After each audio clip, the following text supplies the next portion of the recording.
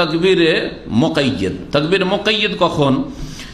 ওয়াম্মাল মুকাইয়্যদ ফাইন্নাহু ইয়াবদা মিন ফাজরি ইয়াউমি আরাফা ইলা গুরুবি শামসি আখিরি আইয়ামিত তাশরিক বিল ইজাফাতি ইলা তাকবীর মুতলাক।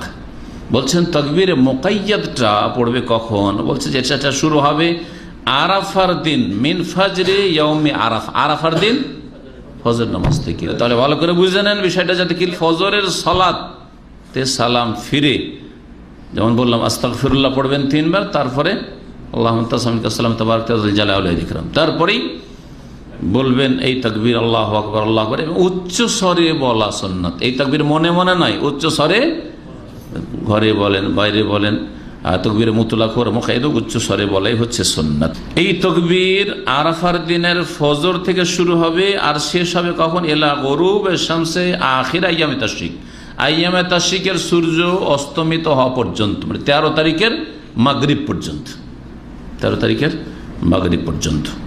ফাইজাস, এটা তরিকা কি বলছেন? ফাইজাস সালাম মিনাল ফরিজা, ফরজ থেকে সালাম ফিরবে, ওয়াস্তাগফারা সালাস 3 বার আস্তাগফিরুল্লাহ পড়বে, ওয়াকাল আর বলবে আল্লাহুম্মা আনতাস সালাম ওয়া মিনকাস সালাম তাবারাকতা ওয়া জালালুল ওয়াল ইকরাম। এটুকু বলবেন, কারণ অনেকে ভুল করে, আবার বাড়াবাড়িটাও ভালো না। সালাম ফেরার পরে আল্লাহু আকবার, আস্তাগফিরুল্লাহ পড়লো না, আর আল্লাহুম্মা আনতাস সালামও পড়লো না, একবার আল্লাহু আকবার, সালাম ফিরে আল্লাহু আকবার আল্লাহু আকবার আল্লাহু আকবার শুরু, এটাও সুন্নতের খেলাফ। জি, তাই এই 2 শেখ স্পষ্ট করেছেন যে ইয়াজাল জালাল ওয়াল ইকরাম পড়ার পরে বাদা বিত তাকবীর, তাকবীর শুরু করবে। এটা কারা বলছে? হাজা লি গায়রিল হাজ, এটা যারা হাজি নয় তাদের জন্য, আপনাদের জন্য, যারা হজে যাবেন না তাদের জন্য।